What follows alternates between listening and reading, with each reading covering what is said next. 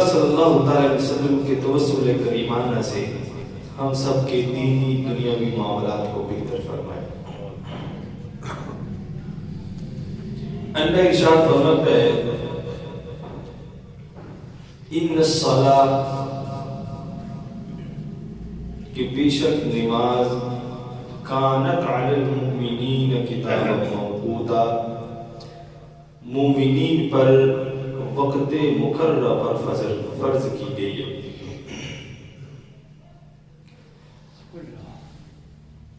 نماز اسلام کا بنیادی رکن ہے اور یہ نماز کی ادائیگی اشد ضروری ہے کہ اس کے بغیر ایمان کامل نہیں ہو سکتا۔ یہ اجزائے ایمان میں سے اساس اسلام سے، اور اگر نماز ہو اور ایک بنیادی رکن کم ہو تو پھر وہ نماز بھی قابل قبول نہیں ہوتی۔ جیسے اللہ قرآن میں ارشاد فرماتا ہے وَأَقِيمُوا الصَّلَاةَ وَآتُوا الزَّكَاةَ اور نماز قائم کرو اور زکوٰۃ ادا کرو۔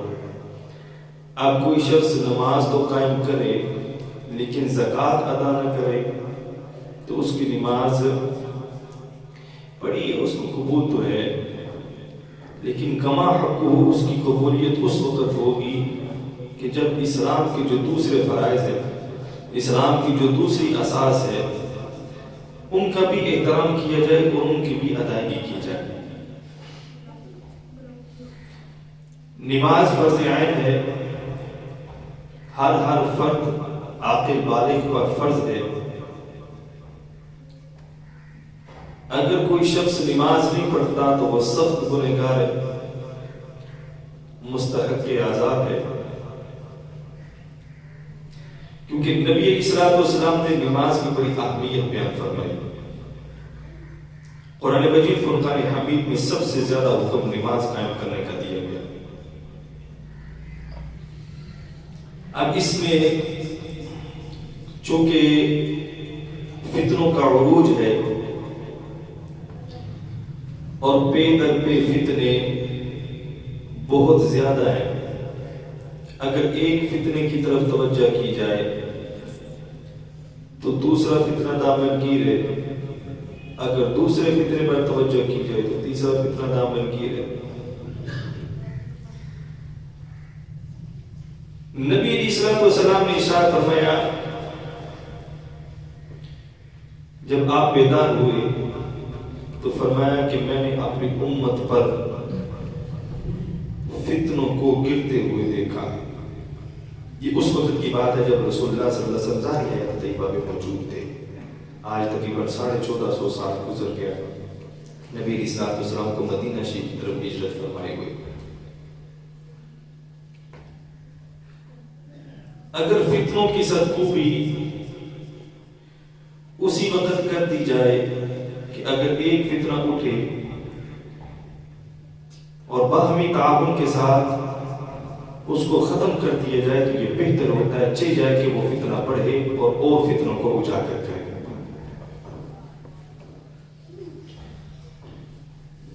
انہوں تو وہاں بار کرتے ہو، کوئی بار جا کے بیٹھو،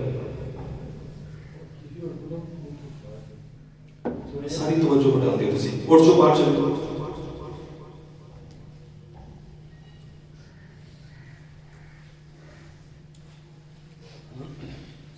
اگر فتنے کو ختم کر دیا جائے باہمی تعاون کے ساتھ تو پھر دوسرا فتنہ اجاگر ہونے کی کوشش نہیں کرتا اور اس میں ہمت باقی نہیں رہتی۔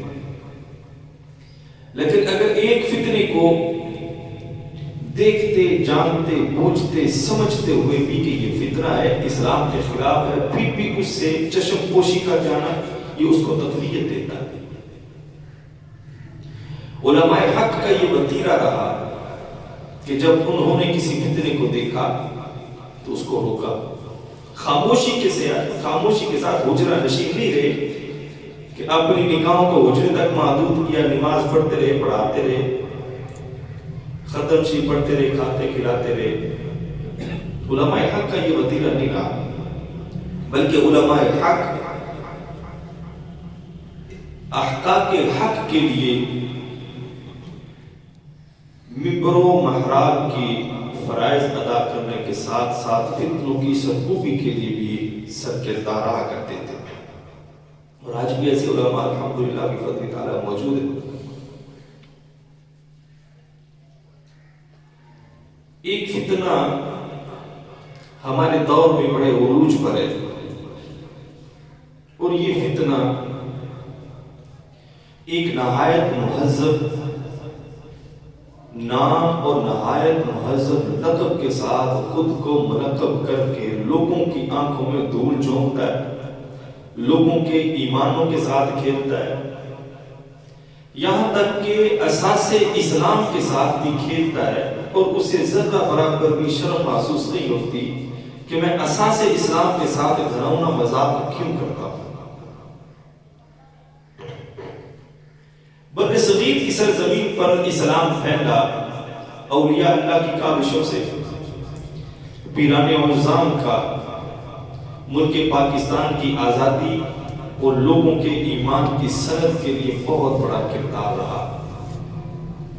اور پیران عظام نے لوگوں کے ایمان، لوگوں کے عقائد کا تحفظ کیا. لیکن جب اس مقدس عہدے کے نام پر کچھ جعلی لوگ ظاہر ہوئے اور انہوں نے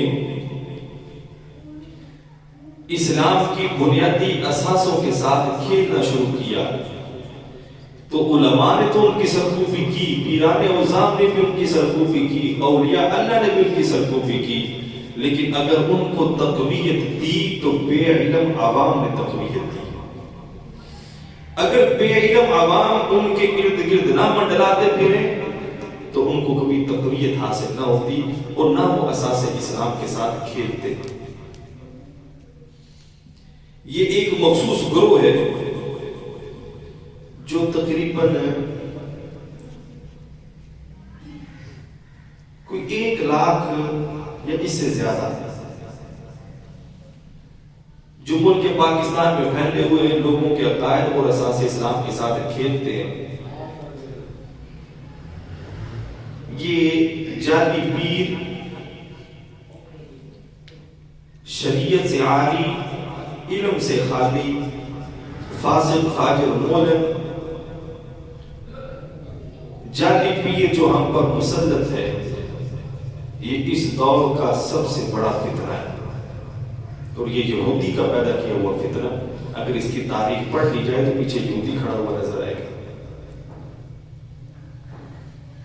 یہودی نے اس کو پیدا کیا اس لیے کہ تم اساس اسلام کی قدر لوگوں کے دلوں سے نکالو. اب اساس اسلام کی قدر یہ لوگوں کے دلوں سے کیسے نکالیں گے؟ نہ انہوں نے خود نماز پڑھنی ہے اور نہ اپنے جاننے والے مریدوں کو نماز پڑھنے دینی ہے. اگر مرید کہے گا پیر جی نماز نہیں پڑھتے تو یہ تو مولویوں کا کام ہے. ہم تو دل کی عبادت کرتے ہیں، ہم ظاہری عبادت نہیں کرتے، ہم تو دل کی عبادت کرتے ہیں، ہم قلبی عبادت کرتے ہیں، قلبی ذکر کرتے ہیں. یہ ظاہر تو مولوی جھکاتے ہیں، ہم تو باتیں جھکاتے ہیں، دل کے ساتھ اللہ کی عبادت کرتے ہیں. اور مرید اس بات پر واہ واہ واہ سبحان اللہ سبحان اللہ. ہمارے پیر صاحب قلبی عبادت کرتے ہیں کیونکہ ظاہری ان کو توفیق نہیں ہے. ظاہری توفیق کیسے ہو؟ نماز پڑھنی نہیں آتی. اب اگر غلط پڑھے گا تو کسی مرید کو پڑھنی آتی ہوگی کہ پیر صاحب نماز غلط پڑھتے ہیں تو پیر صاحب کی غلطی نکلی گیا، پیر صاحب کہتے چلو نماز ہی چھوڑ دیں، درست نہیں کرنی بس نماز ہی چھوڑ دیں. اور اگر مرید سوال کرے تو اس کو کہا جاتا ہے کہ اللہ نے نماز قائم کرنے کا حکم ارشاد فرمایا، نماز پڑھنے کا تو کہیں بھی نہیں فرمایا. اللہ نے فرمایا اقیموا الصلاۃ، نماز قائم کرو. اللہ نے یہ فرمایا کہ نماز پڑھو. جتنے بھی حکم ہیں سب اقیموا الصلاۃ، نماز قائم کرنے کا حکم ہے، پڑھنے کا حکم کہیں بھی نہیں ہے. تو چونکہ عوام الناس اتنا علم نہیں رکھتے کہ ایسے جاہل مجاہد فاسق فاجر مولن کو جواب دے سکے، لہذا وہ خاموشی اختیار کرتے ہیں. ہم نماز ادا کرتے ہیں، ہر نماز کی رکعات متعین ہے، ہر نماز کی حیت، اس کی شکل و صورت، قیام، قرات، رکوع، سجود، قعدہ، خشوع، خضوع یہ متعین ہے، ان کے ساتھ ہم نماز پڑھتے ہیں۔ نماز کی اصل کیا ہے؟ ہر شے کی اصل ہوتی ہے۔ جیسے یہ مسجد ہے، اس مسجد کی اصل کیا ہے؟ اس کی بنیادیں ہیں کہ جو اینٹوں کے ساتھ بنائی گئی، ان میں سیمنٹ وغیرہ لگایا گیا، پھر دیواریں بنائی گئی۔ جب یہ حدود قائم ہوئی تو اس وقت اس کا نام مسجد رکھا گیا۔ یہ اس کی اصل ہے کہ اللہ رب العزت کے لیے اس کو وقف کر دیا گیا، اس جگہ کو۔ ہم نماز پڑھتے ہیں، لیکن نماز کی اصل ہے کیا؟ یہ نماز آئی کہاں سے؟ ہم یہ نماز کیوں پڑھتے ہیں؟ اللہ نے یہ نماز پڑھنے کا کیوں حکم ارشاد فرمایا؟ یہ سارے سوال ایسے ہیں کہ جن کا ہمارے پاس جواب نہیں۔ اگر کوئی شخص یہ سوال کرے کہ فجر کی 2 رکعتیں کیوں پڑھتے ہو، ہمارے پاس کوئی جواب نہیں۔ ظہر کے 4 فرض کیوں پڑھتے ہو، ہمارے پاس کوئی جواب نہیں۔ عصر کے 4 کیوں پڑھتے ہو، مغرب کے 3، عشاء کے 4 کیوں پڑھتے ہو؟ پھر ان کو مختلف اوقات میں، صبح صادق، بعد زوال، پھر دن کے ڈھل جانے پر عصر، پھر غروب آفتاب پر مغرب، پھر اندھیری کا جو شفق ہے وہ غائب ہونے کے بعد عشاء۔ ان اوقات میں یہ نمازیں کیوں پڑھی جاتی ہیں؟ ایک ہی وقت میں 5 نمازیں کیوں نہیں پڑھ لیتے؟ ان سوالوں کے جواب ہیں ہمارے پاس۔ کسی بھی شے کی اہمیت کو جاننے کے لیے اگر اس کی اصل کو جان لیا جائے تو اس شے کی اہمیت بھی اجاگر ہو جاتی ہے اور اس کی قدر بھی دل میں زیادہ ہوتی ہے۔ اگر اس کی اصل عمدہ نہ ہو تو وہ شے عمدگی کے ساتھ دل پر اثر انداز نہیں ہوتی، لیکن اگر اس کی اصل عمدہ ہو تو پھر وہ دل میں گھر کر جاتی ہے اور انسان پھر اس کا طلبگار اور متمنی ہو جاتا ہے۔ جیسے مثال کے طور پر بازار میں دودھ بکتا ہو 30 یا 40 روپے کلو، لیکن خریدنے والے کو پتا ہے کہ یہ دودھ نہیں ہے بلکہ کیمیکل ہے، تو اس کے نزدیک اس کی کوئی قدر نہیں ہو۔ دوسری طرف اگر دودھ 100 روپے پر فرض کلو ملے لیکن شخص جانتا ہے کہ یہ خالص دودھ ہے، تو اب اگرچہ وہ مہنگا ہے، اگرچہ دور سے لانا پڑے، اس میں مشقت کرنی پڑے، تو وہ شخص خالص دودھ حاصل کرے گا کہ نہ کہ سستا اور آسانی کے ساتھ جو میسر ہے وہ دودھ حاصل کرے گا، کیونکہ وہ اس دودھ کی اصل کو جانتا ہے کہ اس کی اصل صحت کو خراب کرنے والی ہے، عمدہ نہیں ہے، ناقص ہے، وہ اس کو چھوڑ ڈالے گا۔ لیکن 100 روپے والے کی وہ جانتا ہے کہ اس کی اصل عمدہ ہے، یہ صحت بخش ہوگا، لہذا وہ دور سے بھی لانا پڑے تو خالص سمجھ کے لے کر آتا ہے اور اس کی قدر اس کے دل میں زیادہ ہوتی ہے۔ اسی طرح نماز ہے، اگر نماز کی اصل کو جان لیا جائے تو پھر نماز کی قدر دل میں زیادہ ہو جاتی ہے اور پھر انسان اس کو چھوڑتا نہیں۔ پچھلا جمعہ میں نے موت کا ذکر کیا تھا، موت کی سختیوں کا کچھ ذکر کیا تھا، ورنہ جتنا علماء نے بیان کیا میں اتنا بیان نہیں کر سکا ہوں، کیونکہ صرف اولیاء اور انبیاء ان کا میں نے ذکر کیا تھا۔ اب موت کی سختی برحق ہے، ہر شے کی سختی کو کم کرنے کے لیے اللہ رب العزت نے کوئی نہ کوئی شے ضرور رکھی ہے۔ جیسے سورج ہے، اب اس کی روشنی گرمیوں میں اس کی تپش اتنی محسوس ہوتی ہے کہ انسان اس کی روشنی میں کھڑا نہیں ہو سکتا، تو اللہ رب العزت نے سورج کی تپش کو بھی برقرار رکھا، اور جس شخص کو سکون کی تلاش ہو اس کے لیے اللہ رب العزت نے سائے کو بھی بنایا۔ اب وہ اگر سورج کی تپش کو محسوس کر رہا ہے تو وہ درخت کے سائے میں جا کر کھڑا ہو جائے، اسے سورج کی تپش محسوس نہیں ہوگی۔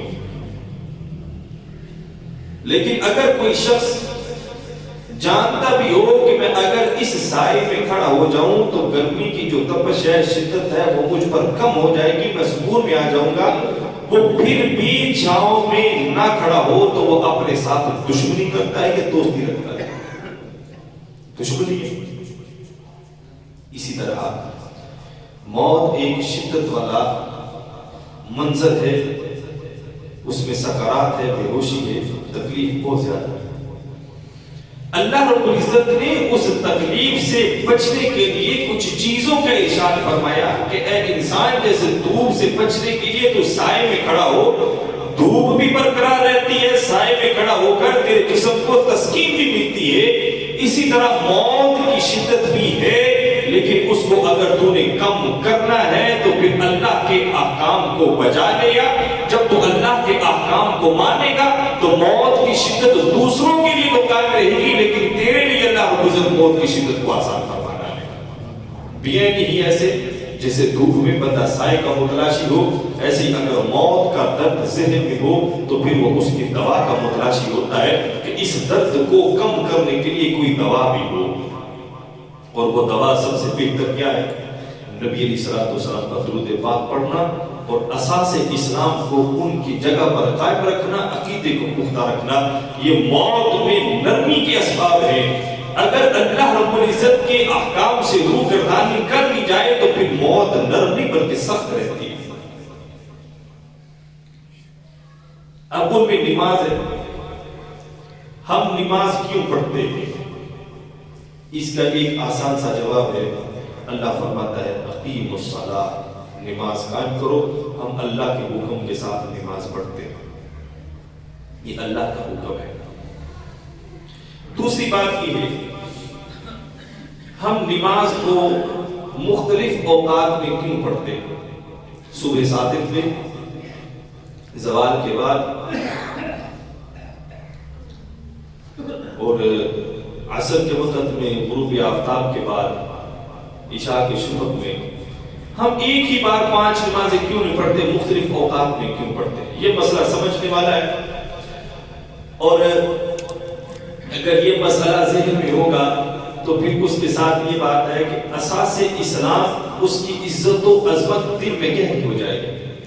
جب عزت و عظمت دل میں گہری ہو جائے گی پھر انسان کی جو توجہ ہے وہ نماز میں زیادہ رہے گی، نماز میں زیادہ توجہ رہے گی، اور وہ کوشش کرے گا کہ میں کوئی نماز ترک نہ کروں، بلکہ نماز تو نماز فرض ہے، نوافل میں بھی زیادہ سے زیادہ کوشش کرے۔ حضرت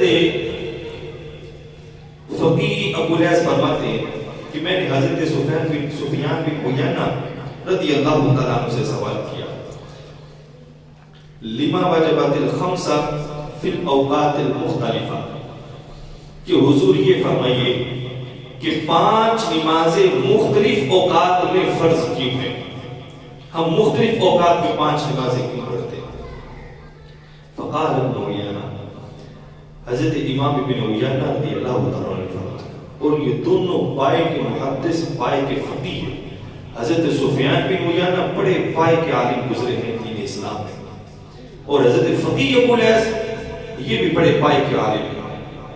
ان کی لکھی ہوئی کتابیں مسلمان پڑھ کے ان سے فقہی مسائل کو جانتا ہے، بڑے پائے کے محدث تھے، ہر محدث ان کی قدر کرتا ہے، اور یہی وہ لوگ ہیں کہ جنہوں نے محنتیں کی اور آج ہم تک دین اسلام موجود ہے، انہی لوگوں کی محنتوں کی وجہ سے۔ حضرت سفیان بن عیینہ رضی اللہ تعالیٰ نے فرمایا کہ 5 مختلف اوقات میں نمازیں اس لیے فرض ہیں لأن اللہ تعالیٰ انعم فی کل وقت نعمت جدیدۃ، کہ اللہ رب العزت ہر وقت میں اپنے بندہ پر نئی سے نئی نعمتوں کا نزول فرماتا ہے۔ ہر وقت سے مراد کوئی بھی وقت مراد لے لے، سانس مراد لے لے، ہر سانس کے بعد آنے والی دوسری سانس یہ اللہ کی طرف سے نعمت ہے۔ پلک جھپکنے پر بینائی ضائع نہیں ہوئی، بلکہ جب پلک کھولی تو پھر بھی بینائی تھی، یہ اللہ کی نعمت ہے۔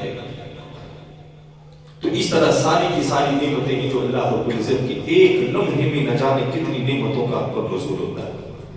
تو فرماتے ہیں کہ ہر وقت میں اللہ کی نئی نئی نعمت کا ہم پر نزول ہوتا ہے، تو اس لیے 5 مختلف اوقات میں نمازیں پڑھی جاتی ہیں۔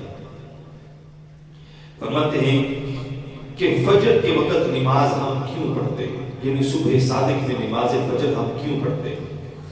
وعند الفجر يذهب بظلمة الليل ويحدث ضوء النهار، فرماتے ہیں کہ فجر کی نماز ہم صبح صادق کے وقت اس لیے پڑھتے ہیں کہ اندھیرا جا رہا ہوتا ہے اور روشنی آ رہی ہوتی ہے، اور ہم اس بات پر کہ اللہ کی یہ نعمت کہ اندھیرا ہم سے چھٹ گیا اور روشنی اللہ رب العزت نے ہمیں دوبارہ سے عطا فرمائی ہے، ہم روشنی کے آنے پر اندھیرے کے جانے پر اللہ رب العزت کا شکر ادا کرنے کے لیے نماز فجر ادا کرتے ہیں۔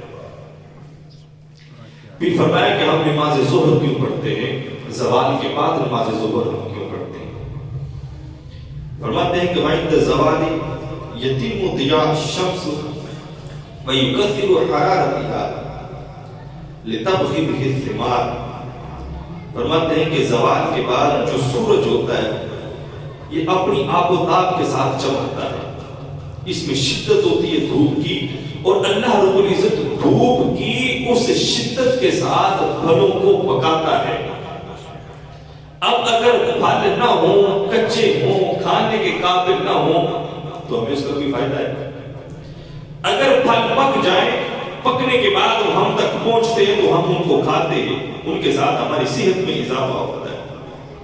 تو فرماتے ہیں چونکہ سورج کی تپش کے ساتھ پھل پکتے ہیں اور پھلوں کا پکنا بھی یہ اللہ رب العزت کی نعمت سے ہے، تو لہٰذا ہم اس نعمت کے ملنے پر اللہ رب العزت کا شکر ادا کرنے کے لیے نماز ظہر زوال کے بعد پڑھتے ہیں۔ ہم نماز عصر کے وقت میں کیوں پڑھتے ہیں؟ فرماتے ہیں کہ اس لیے ہم نماز عصر پڑھتے ہیں کہ اس لیے کہ جب سورج اپنی آب و تاب کے ساتھ چمکتا ہے، اس کے بعد پھر وہ جب ڈھلتا ہے تو اس کی تپش میں کمی واقع ہوتی ہے، یہاں تک کہ سورج ٹھنڈا ہو جاتا ہے۔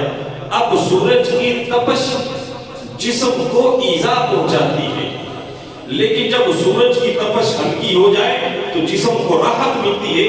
اب سورج جب دن کے وقت طلوع ہوا تو اس نے پھلوں کو پکایا، جب پھل پک گئے اگرچہ اس میں انسان کے لیے اذیت تھی لیکن پھلوں کا پکنا تھا، اس میں پھلوں کے پکنے کی نعمت تھی۔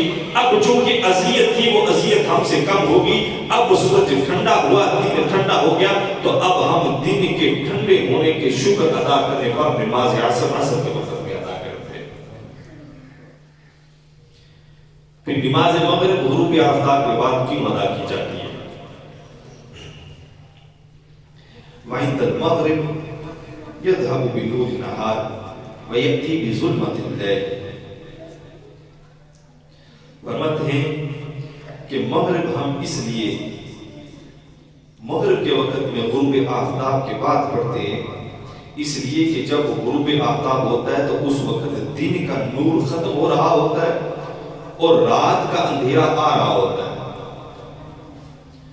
اب دن کے نور کا ختم ہونا اور رات کے اندھیرے کا آنا، اس میں اللہ رب العزت کی نعمت ہے۔ کیا کہ یہ دن اللہ رب العزت نے ہمیں دیکھنا نصیب فرمایا، یہ دن ہم نے دیکھا، اب رات شروع ہونے والی ہے تو اللہ رب العزت ہم پر اپنا انعام فرمایا کہ ہم نے دن کو گزارا، اب رات شروع ہوئی ہے تو دن کے صحیح سالم گزرنے پر غروب آفتاب کے بعد ہم اللہ کی نعمت کے الہی کو زندگی عطا فرمائی، ہم نے دن کو دیکھا، اب اللہ کا شکر ادا کرنے کے لیے ہم نماز مغرب کو غروب آفتاب کے بعد پڑھتے ہیں۔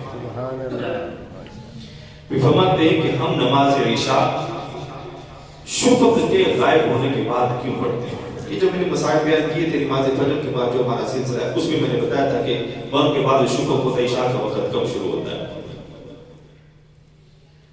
تو اب وہ شفق جب غائب ہو جائے اس کے بعد ہم نماز عشاء کیوں پڑھتے ہیں؟ حضرت سفیان بن عیینہ رضی اللہ تعالیٰ عنہ فرماتے ہیں ہم اس لیے پڑھتے ہیں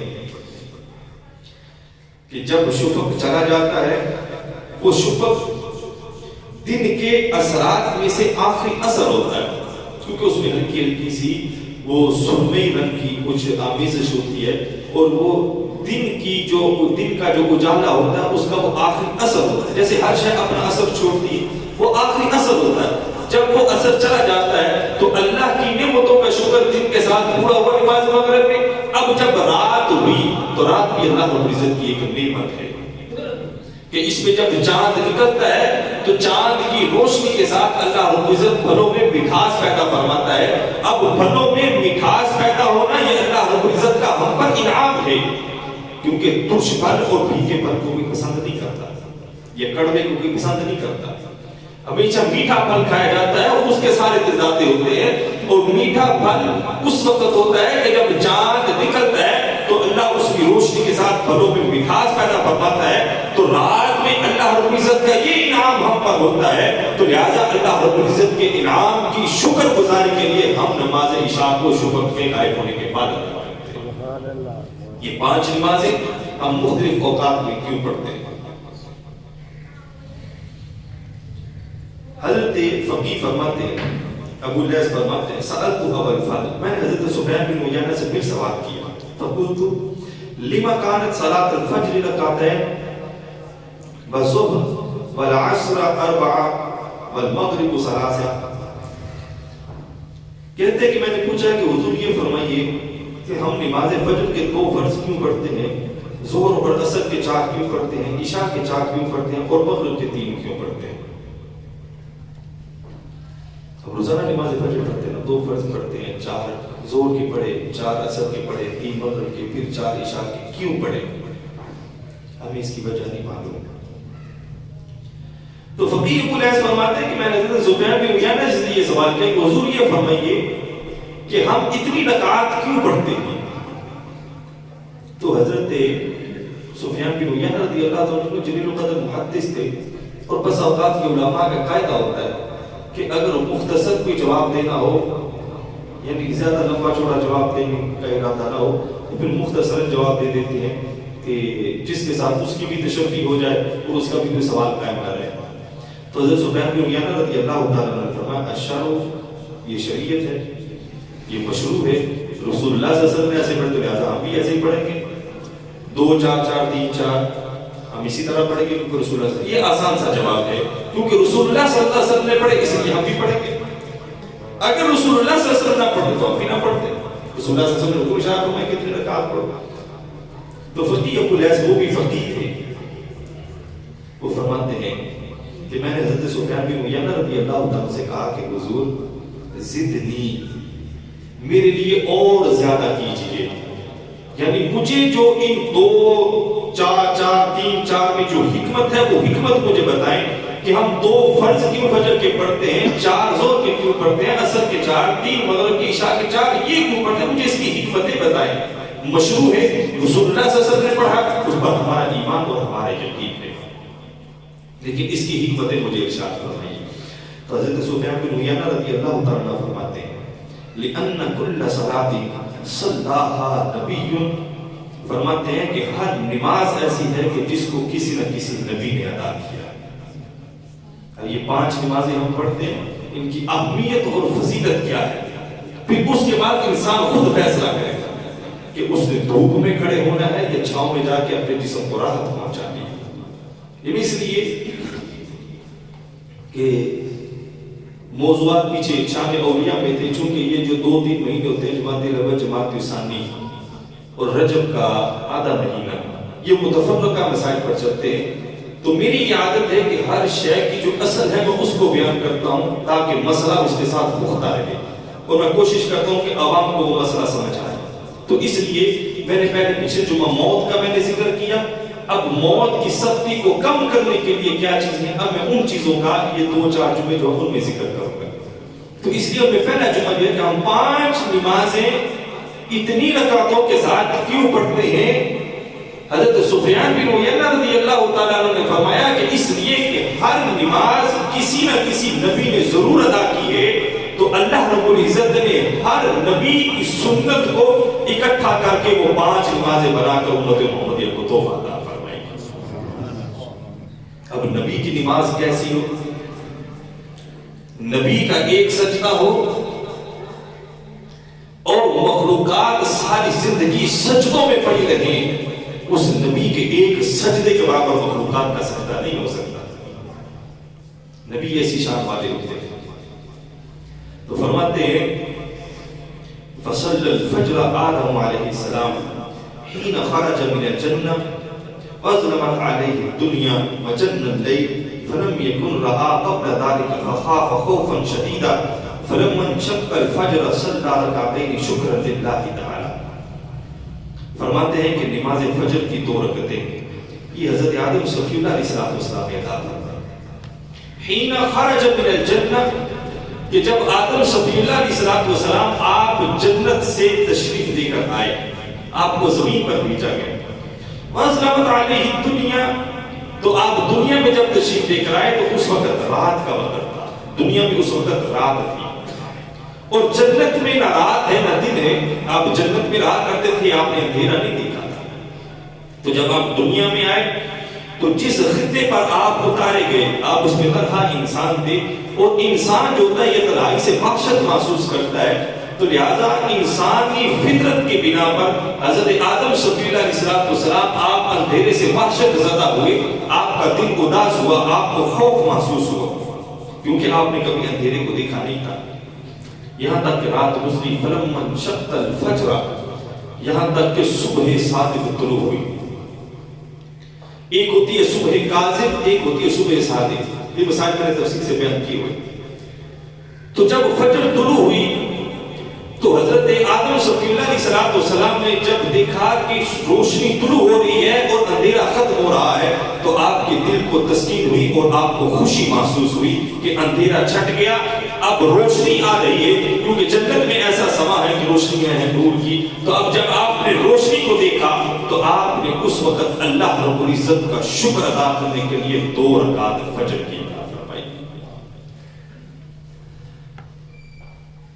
اب یہ حضرت آدم صفی اللہ علیہ السلام نے ظلمت کے چھٹ جانے، روشنی کے طلوع ہونے پر اللہ کا شکر ادا کرنے کے لیے 2 رکعت فجر کی ادا فرمائی، جو ہم فرض پڑھتے ہیں. بھی فرماتے ہیں الاولا شکر للنجات من ظلمت اللیل والثانیۃ شکر للرجوع ضوء النہار وکان ذلک منہ تطوعا. تو اگر ذہن میں یہ سوال ہے کہ آدم صفی اللہ علیہ السلام نے 2 کیوں پڑھی، وہ 1 بھی پڑھ لیتے تو یہ کافی تھی اللہ کا شکر ادا کرنے کے لیے. حضرت سفیان بن عیینہ رضی اللہ تعالیٰ نے فرمایا کہ الاولا، جو پہلی رکعت انہوں نے پڑھی وہ اس لیے پڑھی کہ اس میں اللہ کا شکر یہ ادا کیا کہ الہی تو نے رات کے اندھیرے سے مجھے نجات عطا فرمائی، میں اس بات پر تیرا شکر ادا کرتا ہوں. پہلی رکعت اس لیے پڑھی. والثانیہ، اور دوسری رکعت اس لیے پڑھی شکر للرجوع ضوء النہار، کہ الہی تو نے اندھیرا چھٹ جانے کے بعد دن کی روشنی عطا فرمائی، میں اس پر تیرا شکر ادا کرتے ہوئے دوسری رکعت پڑھتا ہوں. تو یہ 2 رکعتیں آدم صفی اللہ علیہ السلام نے پڑھی جو ہم فرض نماز میں پڑھتے ہیں. وَكَانَ ذَلِكَ مِنْهُ تَطَوُّعًا. سفیان بن عیینہ فرماتے ہیں کہ پھر یہ 2 رکعتیں ہم پر فرض کر دی گئی نماز فجر کی. وہ آدم صفی اللہ علیہ السلام تھے کہ جب دنیا میں آئے تو اندھیرا تھا، روشنی تو پڑھ لی. اب ہم 2 رکعتیں کیوں پڑھتے ہیں؟ ہماری 2 رکعتیں پڑھنے میں حکمت کیا ہے؟ ہم صبح اٹھتے ہیں، وضو کرتے ہیں، 2 رکعت پڑھتے ہیں، 2 رکعت پڑھ کے اپنے گھر کو چلے جاتے ہیں. کیوں پڑھتے ہیں؟ اس کی وجہ کیا ہے؟ فرماتے ہیں فَأَمَرْنَا بِذَلِكَ لِيَذْهَبْ عَنَّا ظُلْمَةَ الْمَعَاصِي وَيُنَوِّرُ عَلَيْنَا نُورُ الطَّاعَاتِ. فرماتے ہیں کہ ہم جو پہلی رکعت ہے اس کا ہمیں حکم دیا گیا. پہلی رکعت اس لیے ظلمت المعاصی، تاکہ اللہ رب العزت ہم سے گناہوں کے اندھیرے کو دور فرما ڈالے. ہم فجر کی پہلی رکعت اس لیے پڑھتے ہیں، اس لیے ہمیں حکم دیا گیا کہ جو شخص نماز فجر کی پہلی رکعت پڑھتا ہے اللہ رب العزت اس کو گناہوں سے پاک فرما دیتا ہے. لیذهب عنا ظلمت المعاصی، تاکہ اللہ رب العزت ہم سے جو ہمارے گناہوں کے اندھیرے ہیں ان کو دور فرما ڈالے. نماز فجر کی پہلی رکعت کا حکم ہمیں اس لیے دیا گیا وَيُنَوِّرُ عَلَيْنَا نُورُ الطَّاعَاتِ، اور دوسری رکعت جو فجر کی ہے وہ ہمیں اس لیے پڑھنے کا حکم دیا گیا کہ پہلی رکعت تو پڑھے گا تو گناہوں کے اندھیرے چھٹ جائیں گے، دوسری رکعت جب تو پڑھے گا تو اللہ رب العزت تجھ پر جو ہدایت کے نور ہے ان کے رستوں کو کھول ڈالے گا. اس لیے فرمایا کہ فجر پڑھو کہ یہ رزق کے دروازے نہیں کرنا. اس وقت رزق تقسیم فرماتا ہے، رزق کھلتا ہے. اب جس کے دروازے کھلے ہو رزق وہاں پہ جاتا ہے، اور جس کے دروازے بند ہو رزق وہیں سے واپس چلا جاتا ہے. رزق کا مطلب یہ نہیں کہ دولت جائیداد ہونا، یہ سب سے ادنا قسم ہے رزق کی. 300 زائد اقسام ہے رزق کی. اگر دولت جائیداد ہو صحت مندی نہ ہو تو دولت کو کیا کرے؟ اگر سب کچھ ہے آنکھ اس کے پاس نہیں، وہ دولت کو کیا کرے؟ رزق کی قسمیں ہیں، یہ نہیں سمجھنا چاہیے کہ ہم دروازے کھولیں گے تو شاید دولت آئے گی۔ اللہ رب العزت سے تندرستی عطا فرمائے، یہ اللہ کی سب سے بڑی نعمت ہے۔ یہ وہ شے ہے کہ جو مال و دولت سے بھی خریدی نہیں جاتی، اللہ جس کو عطا فرمائے۔ یہ ہے نماز فجر کی 2 رکعتیں آدم صفی اللہ علیہ السلام نے عطا فرمائی، پھر ان کی وجہ سے یہ نماز کی 2 رکعتیں اللہ نے ہمیں عطا فرمائی۔ ان کا پہلی رکعت میں رات کی وحش دور ہٹ جانا تھا اس کا شکر ادا کرنے کے لیے، اور دن کا ظاہر ہونا تھا، اس لیے انہوں نے 2 رکعتیں پڑھی۔ ہمیں 2 رکعتیں پڑھنے کا حکم اس لیے کہ پہلی رکعت تم پڑھے تو گناہوں کا جو اندھیرا ہے اللہ اس کو تم سے دور فرمائے گا، اور دوسری رکعت کے بدلے اللہ رب العزت تجھے ہدایت کا نور عطا فرمائے گا۔ سبحان اللہ۔ اب جو نماز فجر کی اصل کو جان جائے پھر جو نماز فجر کو چھوڑ ڈالے تو یہ تو اس کی قسمت ہے نا، تو اپنی قسمت پر اسے نالا ہونا چاہیے کہ اس کے نصیب میں نماز فجر کیوں نہیں ہے۔ بھی فرمایا وَأَوَّلُ مَنْ صَلَّى بَعْدَ الزَّوَالِ ابراہیم علیہ السلام۔ فرماتے ہیں کہ زوال کے بعد یعنی ظہر کی نماز کے جو 4 فرض ہیں وہ سب سے پہلے جناب ابراہیم خلیل اللہ علیہ السلام نے عطا فرمائے۔ حين أمر بالذبح الولد وذلك عند الزوال فالأولى شكرا لذهاب خم الولد والثالث للمجيء نداء والثالث لرضا الله تعالى حين نودي إن قد صدقت الرؤيا والرابعة شكرا للصبر ولده على الذبح وكان ذلك منه تطوعا۔ حضرت سفیان بن عیینہ رضی اللہ تعالیٰ عنہ نے فرمایا کہ ظہر کے 4 فرض سب سے پہلے جناب ابراہیم خلیل اللہ علیہ السلام نے عطا فرمائے کہ جب انہیں جناب اسماعیل جو ان کے بیٹے تھے ان کو ذبح کرنے کا حکم ارشاد فرمایا گیا، اور جس وقت وہ حکم ہوا وہ زوال کا وقت تھا یعنی ظہر کا وقت تھا۔ فَالْأَوْلَى شُكْرًا لِذَهَابِ غَنَمِ الْوَلَدِ، تو 4 رکعتیں انہوں نے اللہ رب العزت کا شکر ادا کرنے کے لیے پڑھی، جو آج ہمارے یہاں فرض 4 جو ظہر کے رائج ہیں وہ والے جناب ابراہیم خلیل اللہ علیہ السلام نے ادا کیے۔ پہلی رکعت کیوں پڑھی؟ اس لیے کہ ان کے دل سے بیٹے کا غم چلا گیا۔ بیٹے کا غم کیا تھا؟ آج بیٹا اگر ٹھوکر کھا کے گر جائے تو باپ کے دل پہ کیا بیتتی ہے؟ وہ ایک باپ بیٹا ہل چلا رہا تھا دھوپ میں، تو اس کا باپ اسے منع کرے کہ تو دھوپ میں ہل نہ چلا، وہ باز نہ ہے، وہ چلاتا رہا۔ اب اس کے باپ نے کیا کیا، جو اس کا بیٹا یعنی اپنا پوتا تھا اس کو لا کے وہاں پہ دھوپ میں بٹھا دیا۔ اب اس نے ہل چھوڑا اور چھوڑ کر اپنے بیٹے کو چونکا تھا، بھائی یہ آپ نے کیا کہا کہ دکھ لگا تجھے؟ کہتا جی لگا۔ تو فرمایا کہ اسی طرح مجھے بھی دکھ لگ رہا ہے کہ تو دھوپ میں کام کر رہا ہے۔ تو جب یہ حکم ہو کہ بیٹے کو ذبح کر، تو پھر دل کتنا شدید غم میں مبتلا ہوتا ہے کہ میں اپنے بیٹے کو اپنے ہاتھ کے ساتھ چھری چلا کے ذبح کروں۔ اب یہ دل میں غم تھا کہ میرا بیٹا ہے، اگر میں اس کو ذبح کروں تو میرا بیٹا جاتا ہے، لیکن یہ اللہ رب العزت کا حکم تھا۔ جناب ابراہیم خلیل اللہ علیہ السلام کے دل سے اللہ رب العزت نے ان کے بیٹے کے غم کو نکال ڈالا۔ یہ کہا کہ اللہ کی رضا کے لیے اپنے بیٹے کو قربان کر، تو اللہ کی رضا کی خوشنودی حاصل کرنے کے لیے جناب ابراہیم خلیل اللہ علیہ السلام نے پہلی رکعت ادا کی کہ الہی تیرا لاکھ لاکھ شکر ہے کہ میرے بیٹے کے غم کو تو نے میرے دل سے نکال ڈالا۔ سبحان اللہ۔ بھی فرماتے ہیں کہ جو دوسری رکعت ظہر کی جناب ابراہیم خلیل اللہ علیہ السلام نے ادا کی، لِمُجِيبِ النداء، آپ کو آسمان سے ندا کی گئی۔ والثالثة، اور تیسری رکعت لرضا اللہ تعالی حین نودی، اللہ رب العزت کی رضا جب ان کو مل گئی اور اللہ رب العزت نے آواز دی کہ اے ابراہیم میں تجھ سے راضی ہو گیا، تو تیسری رکعت اللہ رب العزت کی رضا کے ملنے پر اللہ کا شکر ادا کرنے کے لیے انہوں نے ادا کی۔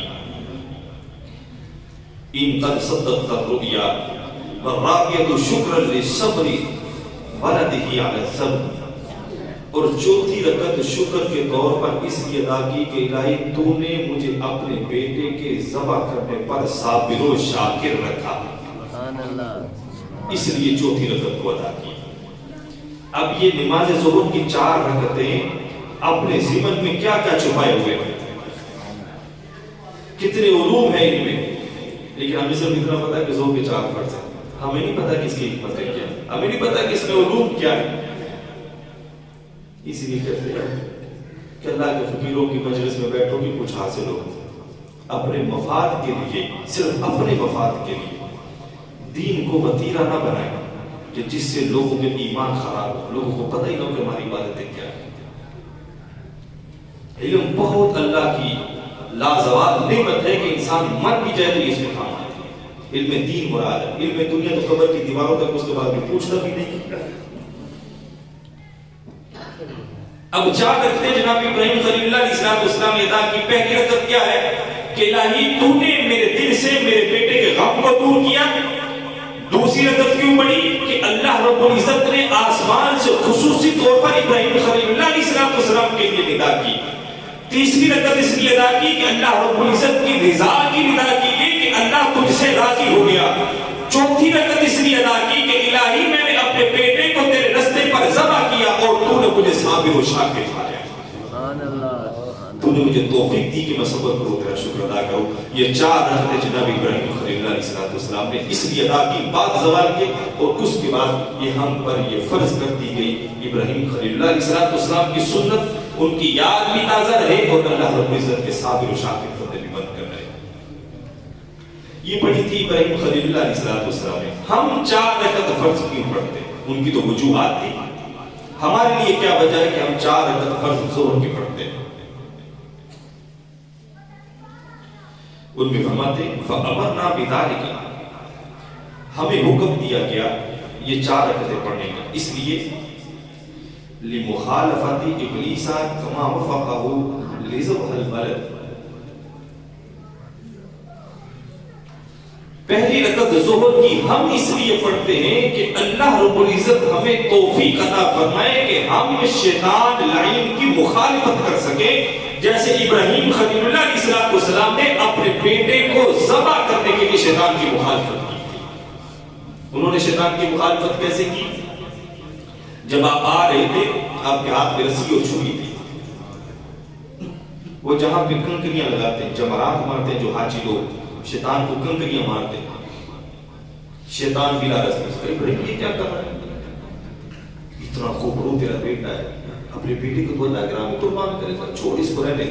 آپ نے کہا شیطان مجھ سے دور ہو جا، اس کو کنکریاں ماری۔ اب شیطان کیا چاہتا تھا کہ جناب ابراہیم خلیل اللہ علیہ السلام اپنے بیٹے کو ذبح نہ فرمائے، لیکن ابراہیم خلیل اللہ علیہ السلام اللہ کی رضا کو اپنے سامنے حال رکھے ہوئے تھے، تو شیطان کی مخالفت کرتے ہوئے جب آپ نے کنکری ماری ہے تو ابراہیم خلیل اللہ علیہ السلام کی شیطان کی مخالفت کا جو سبب ہے، اللہ رب العزت اس ایک رکعت کی وجہ سے ہمیں بھی شیطان کی مخالفت کرنے کی توفیق عطا فرماتا۔ اس لیے نماز ظہر کی پہلی رکعت ہم پڑھتے ہیں۔ پھر ہم نماز ظہر کی دوسری رکعت کیوں پڑھتے ہیں؟ وَأَنْجَيْنَا مِنَ الْغَمِّ كَمَا أَنْجَاهُ، اللہ رب العزت ہمیں غموں سے نجات دے جیسے اللہ رب العزت نے جناب ابراہیم خلیل اللہ علیہ السلام کو بیٹے کے غم سے نجات عطا فرمائی۔ ہمارا غم کیا ہے؟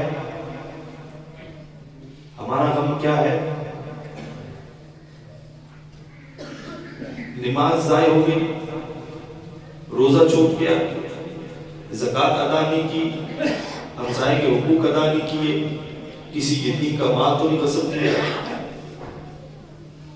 راہ چلتے ہوئے کوئی شے تھی اس کو ہٹایا۔ ہمارے غم یہ ہے، یہ ہمارے غم یہ نہیں ہے۔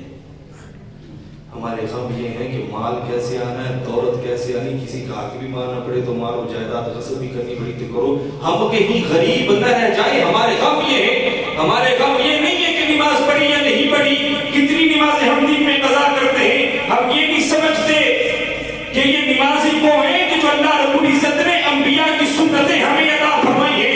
تو ایک رکعت ادا کر، اس کے ضمن میں یہ ہے کہ اللہ اپنے پیارے خلیل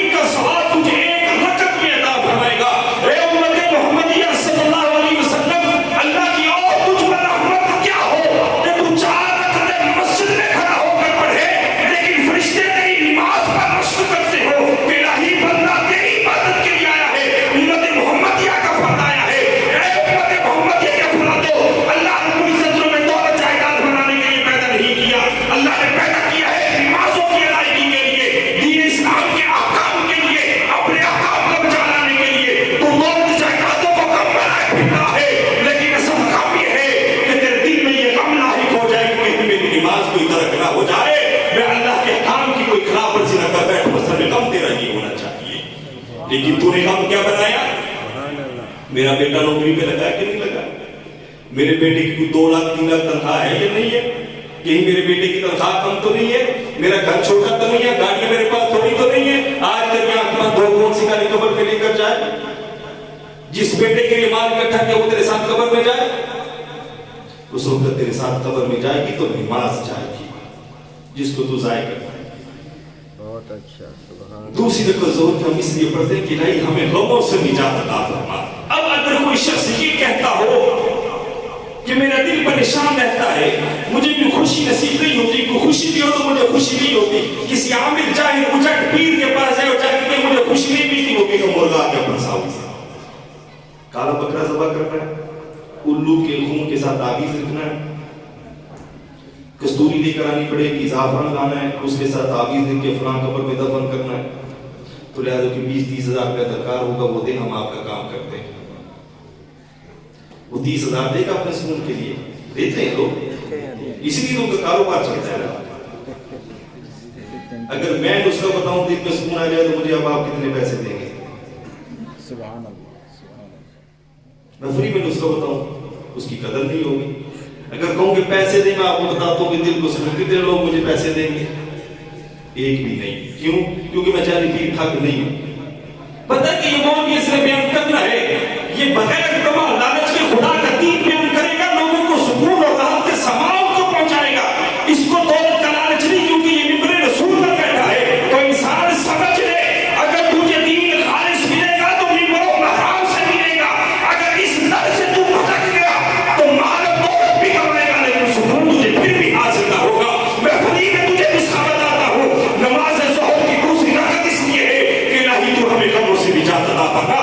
نماز ظہر کو پکا کر لے، اس کو کبھی قضا نہ کرنا، اللہ تیرے دل میں کسی قسم کے غم کو چھوڑے گا نہیں، ہر کسی بھی غم کو دور سبحان اللہ۔ تکبیر، اللہ اکبر، رسالت، یا رسول اللہ، یا سبحان اللہ، سبحان اللہ۔ فری کا نسخہ پسند آیا کہ نہیں ہے؟ بہت اچھا۔ جن کو پسند ہے وہ سبحان اللہ کہیں۔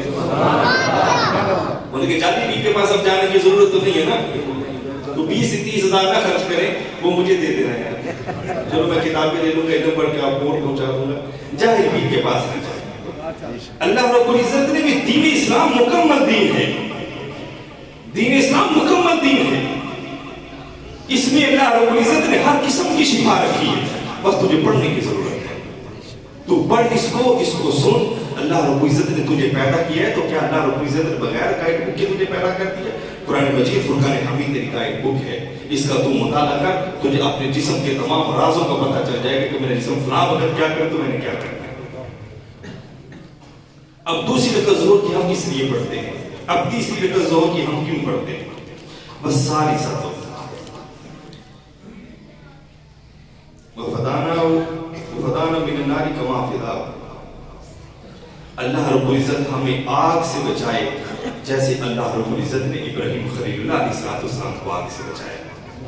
وہ آگ کتنی تھی کہ نمروز نے اتنی آگ جلائی تھی کہ اگر پرندہ اس آگ کے اوپر سے گزرتا تو وہ گھوم کر وہ نیچے گر جاتا۔ منجنیق بنائی شیطان نے، اس نے کہا کہ منجنیق میں ڈال کے اس کی رسی کھینچو۔ ابراہیم خلیل اللہ علیہ السلام معلق ہوئے منجنیق کے ساتھ، جب ہوا میں آگ کی طرف جاتے جبریل امین علیہ السلام ہوا میں معلق آئے۔ اب کتنا عرصہ ہوا بات کی، انہوں نے کتنے لمحات ہوں گے۔ جبریل امین علیہ السلام نے کہا کہ حضور میرے لیے کوئی حکم ہے تو آپ ارشاد فرمائیں۔ ابراہیم خلیل علیہ السلام نے کہا کہ جس کے لیے میں آگ میں جا رہا ہوں وہ بہتر جانتا ہے کہ مجھے کس شے کی ضرورت ہے، تیری مدد کی مجھے ضرورت نہیں ہے۔ یہ وحدانیت ہے، یہ اللہ کی توحید پر یقین کامل ہے کہ فرشتہ بھی آئے کہ کہیں مجھے تیری حاجت نہیں، میرا رب جانتا ہے کہ میرے دل میں کیا ہے۔ اب ابراہیم خلیل اللہ علیہ السلام جب آگ میں پہنچے، اللہ نے کیا فرمایا؟ یا نار کونی بردم و سلاما علی ابراہیم، اے آگ میرے ابراہیم پر ٹھنڈی ہو جا، اتنی بھی ٹھنڈی نہ ہو کہ اس کو ٹھنڈ لگے اور اتنی بھی گرم نہ رہنا کہ اسے گرمی لگے، بلکہ سلامتی والی ہو جا۔ میرا خلیل تجھ میں ایسے بیٹھے کہ نہ اسے گرمی لگے اور نہ ہی اسے سردی لگے۔ یہ بچایا کس نے؟ اللہ تعالیٰ نے۔ تیسری رکعت ظہر کی اس لیے ہے کہ الہی جیسے تو نے ابراہیم کو آگ سے بچائے، ہمیں بھی جہنم کی آگ سے محفوظ فرمائے۔ اب چوتھی رکعت ہم کیوں کرتے ہیں؟ وَرَضِيَ عَنَّا كَمَا رَضِيَ عَنْهُ، الہی تو ہم سے ویسے راضی ہو جائے جیسے تو ابراہیم سے راضی ہو گیا. ابراہیم سے اللہ راضی کیسے ہوا؟ کتنی مشقتیں تھی. فرمایا کہ اپنی بیٹی ہاجرہ اور اسماعیل جو دودھ پیتے تھے ان کو لے جا کر عرب کی بستی میں چھوڑ, مکہ مکرمہ جہاں پہ کچھ بھی نہیں تھا. قرآن مجید فرقان حمید میں یہ صفا مروا کی جو سائی کرتے ہیں یہ ہم ہاجرہ سلام اللہ علیہ کی سنت سمجھ کر کرتے ہیں. اس وقت وہاں پہ کچھ بھی نہیں تھا اور یہ بڑا مشکل وقت ہوتا ہے ایک مرد کے لیے کہ وہ اپنے بیوی اور بچے کو وہاں پر چھوڑے کہ جہاں پانی کا نام پریشان بھی تھا. اللہ نے فرمایا چھوڑے, نے چھوڑا. اللہ نے فرمایا اپنے بیٹے اسماعیل کو ذبح کرو, ذبح کرنے کے لیے لے کر گئے. فرمایا کہ بیت اللہ بناؤ, بھاری پتھر اٹھا کر بیت اللہ بنایا گیا. پھر جا کر ان کو اللہ رب العزت کی رضا حاصل ہوئی, پھر وہ اللہ کے خلیل بنے. اے مسلمان تو 4 رکعتیں فرض نماز ظہر کی ادا کر, اللہ تجھ سے راضی ہو جائے گا, آگ سے محفوظ ہو جائے گا, غموں سے بھی اللہ تجھے نجات عطا فرمائے. اور بھی سب سے بڑی بات یہ کہ اولاد کا غم اللہ رب العزت تیرے پاس نہیں رہنے دے گا کہ اولاد میرا کہا نہیں مانتی, کہ میں کیا کروں, اولاد جوان ہے مجھے جواب دیتی ہے, گھر میں دیر سے آتی ہے, اس کے اوپر بیٹھک اچھی نہیں ہے, اچھے دوستوں اور اچھے لوگوں میں نہیں بیٹھتا, وہ میرا کہا نہیں مانتا, اپنی من مانی کرتا ہے. تجھے یہ بھی کہنے کی ضرورت نہیں, 4 رکعت فرض نماز ظہر اس کو لازم پکڑ لے, اللہ تجھے اولاد کے غموں سے بھی نجات عطا فرمائے گا. سبحان اللہ. کسی دائیں پیر کے پاس جانے کی ضرورت نہیں ہے. اب ہم نماز عصر وہ کیوں ادا کرتے ہیں, اور سب سے پہلے نماز عصر کس نے ادا کی؟ وَأَوَّلُ مَنْ صَلَّى الْعَصْرَ یونس علیہ السلام. حضرت یونس علیہ السلام نے سب سے پہلے نماز عصر ادا کی. حين أنجاه الله من 4 ظلمات وقت العصر, ظلمة الإلقاء وظلمة الليل وظلمة الماء وظلمة بطن الحوت فصلاها شكرا تطوعا. فرماتے ہیں کہ سب سے پہلے نماز عصر جناب یونس علیہ السلام نے ادا کی کہ جب اللہ رب العزت نے ان کو 4 اندھیروں سے نجات عطا فرمائی. جب ان کو 4 اندھیروں سے نجات ملی تو انہوں نے اس وقت نماز عصر اللہ رب العزت کے شکر کے طور پر پڑھی اور 4 رکعت پڑھی. پہلے کہا تھا ظلمت الالقاء, آپ مچھلی کے پیٹ میں گئے, جب مچھلی کے پیٹ میں گئے تو پیٹ میں چونکہ اندھیرا تھا. وظلمت الماء, اور پھر پانی کا اندھیرا, کیونکہ جب انسان پانی میں جائے تو اسے کچھ نظر نہیں آتا. وظلمت بطن الحوت, اور پھر جو مچھلی تھی اس کا جو پیٹ تھا اس کے اندر کا جو اندھیرا تھا وہ. فصلاها شکرا تطوعا, پھر انہوں نے نجات ملنے پر اللہ رب العزت کا شکر ادا کرنے کے لیے 4 رکعت عصر کی ادا فرمائی. حضرت یونس علیہ السلام نے ہم 4 رکعت کیوں پڑھتے ہیں؟ فَأَمَرْنَا بِذَلِكَ لِيُنَجِّينَ اللَّهُ تَعَالَى مِنْ ظُلْمَةِ الظَّمْءِ وَظُلْمَةِ الْقِيَامَةِ وَظُلْمَةِ الْقَبْرِ وَظُلْمَةِ جَهَنَّمَ. ہم 4 رکعت فرض نماز عصر اس لیے پڑھتے ہیں کہ پہلی رکعت وہ پڑھنے میں حکمت یہ ہے کہ اللہ رب العزت ہمیں گناہوں کے اندھیرے سے نجات عطا فرماتا ہے. دوسری رکعت ہم اس لیے پڑھتے ہیں کہ جو قیامت کا اندھیرا, قیامت کی ظلمت ہے, اللہ رب العزت ہمیں اس سے نجات عطا فرمائے گا. پھر تیسری رکعت ہم اس لیے پڑھتے ہیں وظلمۃ القبر, جو قبر کا اندھیرا ہے اللہ ہمیں اس سے نجات عطا فرمائے گا. وظلمۃ جہنم, اور چوتھی رکعت ہم نماز عصر کی اس لیے پڑھتے ہیں کہ اللہ رب العزت ہمیں جہنم کی ظلمت سے اللہ رب العزت محفوظ فرمائے. سبحان اللہ. اب پیچھے جمعے قبر کے حالات تھے, اب قبر کی ظلمت, قبر کے اندھیرے, اس کو دور کرنے کا نسخہ کیا ہے؟ 4 رکعت فرض نماز عصر, اس کو لازم پکڑ لو. اگر یہ نماز لازم پکڑ لی تو اللہ رب العزت 4 انعام انبیاء کے توسل سے تمہیں عطا فرمائے. ماشاءاللہ. ہم نماز مغرب 3 رکعت کیوں پڑھتے ہیں؟ یہ سب سے پہلے نماز مغرب جناب عیسیٰ علیہ السلام نے اللہ رب العزت کا شکر ادا کرنے کے لیے پڑھی تھی. حين خاطب اللہ تعالی بقوم, جب اللہ رب العزت نے عیسیٰ علیہ السلام سے فرمایا كنت للناس اتخذوني امي الها من دون الله. اللہ رب العزت نے عیسیٰ علیہ السلام سے پوچھا کیا عیسیٰ, کیا تو نے ان عیسائیوں سے کہا تھا کہ مجھے اور میری والدہ کو الہ بناؤ؟ حضرت عیسیٰ نے کہا کہ نہیں, اگر میں نے یہ کہا تو میں اس کو جانتا ہوں. ان تعذبهم فإنهم عبادك وإن تغفر لهم فإنك أنت العزيز الحكيم. اگر تو ان کو عذاب دے یہ تیرے بندے ہیں, اگر تو بخش دے تو غفور الرحیم ہے. عیسیٰ علیہ السلام نہیں، کیونکہ انہوں نے الہ بنایا تھا حضرت عیسیٰ علیہ السلام کو اور حضرت مریم سلام اللہ علیہ کو. یہ معاملہ تھوڑا لمبا ہے لیکن وقت کم ہے. اور جب اللہ رب العزت نے عیسیٰ علیہ السلام سے یہ سوال کیا تھا اس وقت غروب شمس تھا، غروب شمس کے بعد کا وقت تھا. وکان ذلک بعد غروب الشمس، وہ سورج غروب ہو گیا تھا جب اللہ نے یہ سوال کیا. اولا لنفی الہیت عن نفسه والثانیۃ لنفیها عن امه والثالثۃ لاثباتها للہ تعالی. تو 3 رکعتیں جناب عیسیٰ علیہ السلام نے پڑھی. پہلی رکعت اس لیے کہ الہی تیرے علاوہ کوئی معبود نہیں ہے. لوگ مجھے کہتے ہیں خدا لیکن میں خدا نہیں ہوں. اپنی خدائی کی نفی پر جناب عیسیٰ روح اللہ صلی اللہ علیہ وسلم نے اللہ کا شکر ادا کرتے ہوئے نماز مغرب کی پہلی رکعت پڑھی. وَالثَّانِيَةُ لِنَفِيهَا عَنْ أُمِّهِ، دوسری رکعت اپنے والدہ کو جو خدا، ان کی والدہ کو جو خدا مانتے تھے عیسائی، اس کی نفی کے شکر طور پر پڑھی. وَالثَّالِثَةُ لِإِثْبَاتِهَا لِلَّهِ تَعَالَى، اور تیسری رکعت اس شکر میں پڑھی کہ اللہ رب العزت وحدہ لا شریک ہے، اس کے اثبات کے لیے. یہ 3 رکعت مغرب جناب عیسیٰ علیہ السلام نے پڑھی. ہم کیوں پڑھتے ہیں؟ ہم اس لیے پڑھتے ہیں فَأَمَرْنَا بِذَلِكَ، ہمیں حکم دیا گیا اس لیے کہ جب قیامت کے دن اللہ رب العزت ہمارا حساب فرمائے گا تو اللہ رب العزت ہمیں غم زدہ نہیں کرے گا.